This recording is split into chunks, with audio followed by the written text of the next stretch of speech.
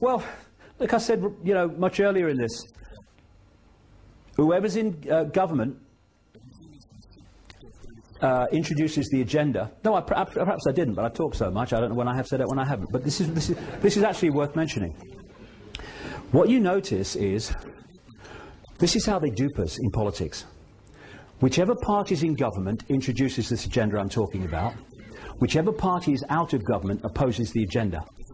Then we have this farce called an election, and every now and again they change sides. Now, the government that was introducing the agenda is now in opposition. It can't do anything. It opposes the agenda. That which was in opposition, opposing the agenda, is now in government, so it introduces the agenda. And so the common theme is, whichever government of whatever persuasion's in power, the agenda goes on. That's why David Davis and David Cameron and the Conservatives, when they take over from the current Labour government, ain't going to change a bloody thing. And David Davis, who now is against the European Union centralisation of power because he's in opposition, was a government whip whose job was to cajole members of his party to vote in favour of the Maastricht Treaty when the Conservatives were in government, which was an enormous centralisation of power in Europe. One thing in opposition, very different once you get into power and the agenda unfolds. So we started off in the European Union, free trade area, nothing to worry about, good for jobs. But, as I expose in the books in great detail, from the start, where we are now and where we're going, because there's still way to go in Europe, was decided, and it was how quickly we're going to get there. And we went stepping stone, totalitarian tiptoe, to where we are now. And it was always designed to be so.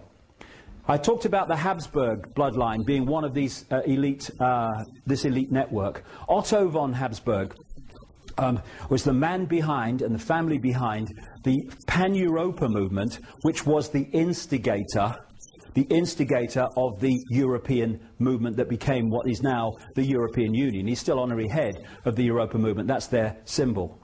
And one of the key people involved in the manipulation of the European Union into place as it is now was a man called Joseph Ratzinger. Joseph Ratzinger was one of the major creators of the Bilderberg Group. All these things interact. The Bilderberg Group has been massively behind the centralization of power in Europe. Now, when you know the agenda, things that seem on the surface to be fine, okay, take on a different complexion. This is from a national newspaper. It's a map that came out of Europe, which is said to be the way they want to break Europe into regions, because they want the end of the nation-state.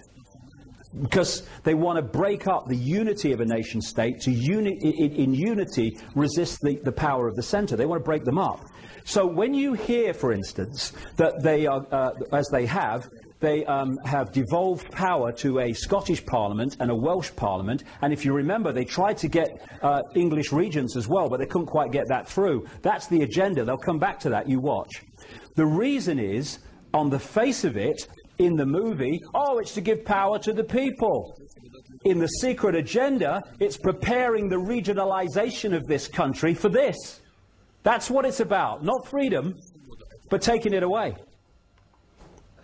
And like I say, in America, there's another European Union emerging so fast, which is coming out of their free trade area called NAFTA, and they're going to call it the North American Union.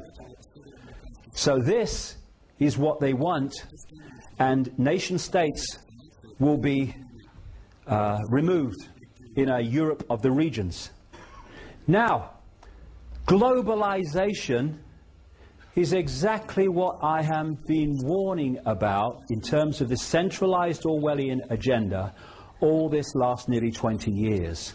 And I do cringe and shake my head when I see people, often of the left in politics, saying what I'm saying about a global agenda for a centralized fascist state is a nonsense. And then I see them pick up their banners and go, stop globalization, stop globalization. What do they think globalization is?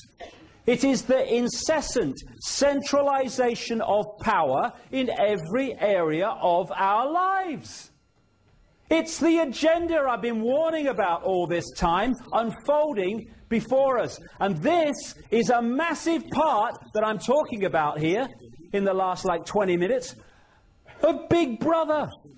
It ain't just surveillance cameras and DNA databases. It's all of this combined. And the Labour government in Britain is orchestrating it all globally, please. And this is what I came here to stand in this election to have a platform to talk about. He doesn't want to talk about it, David Davis. Let's sort out England first, he said to someone who asked him a question about it. Well, you ain't going to sort out England, the subsidiary, or one of them, until you sort out the headquarters, where it's coming from. So we have all these protests against the very organizations that this network has set up to centralize power, including the World Trade Organization. What is that? It's been, again, in my books going way back. When it was called the GATT negotiations, it was in my books, and then became the World Trade Organization. It has the power to impose massive fines on any country that breaks the trading laws of the World Trade Organization to defend its own economy. Simple thing. If you want to control someone, you must make them dependent upon powers they have no control over. Once people have control over things that affect their lives, they are in control of their own lives. Once they are in the hands of forces they have no control over, they have lost control of their own lives. And that's why we're having the centralization of power, taking decision-making away from the sphere of influence of people affected by those decisions. The idea is to tie up every nation and every area of the world with codependency on some other part of the world, so that no part of the world has the independence to decide their own destiny. It literally is like getting caught in a spider's web. How appropriate is that? That's what outsourcing, as they call it in America, is. Taking jobs and stuff into India and other places. And British companies buying up foreign companies buying up our basic needs like electricity and gas and water. That's what it's about. Taking control over our lives to a point where we have no influence. This is Big Brother. Not some guy sitting there watching a bloody camera screens. Just one level of it. This has been brought in. Microchipping, totalitarian tiptoe, a bit more. The ID cards are the stepping stone to that. And this, the taser. When this came out, the taser, 55,000 volts these unleashed from policemen on their targets. They said they're only going to be used, this is not long ago either, by the way, they're only going to be used by people trained in firearms. I said on my website, that day, these are going to be given to every police officer. They're now going to be given to every police officer. Why? Because I remember a headline from a guy who saw one of these working, a journalist, and the headline was, "Anything you say, officer, just don't use that thing on me." That's what they're about. You've got some brain donor in a uniform who hasn't got two brain cells to rub together. They're not all like that. There are many honourable exceptions, but some are. And you give them 55,000 volts they can legally unleash against you. Big Brother, bloody hell. I saw this. Fascism. You really think it's going to be this obvious? It's being brought in covertly, but it's reached the point where increasingly it is becoming that obvious. The secret agenda and the movie justifying the agenda is what this Big Brother debate in this by-election ought to be about. But it's not. Now, this may not seem, this next little section here, that it relates to this by-election, but it bloody well does. No need for prophecy. It's written down. In the year 2000, in America, an organization set up in the 90s by the people who controlled and control the Bush administration this last 8 years was set up. It was called the Project for the New American Century, and it was created by people who have since become known as neocons or neoconservatives. September 2000 they published this, and it was called Rebuilding America's Defenses, Strategies, Forces and Resources for a New Century. This is what it said.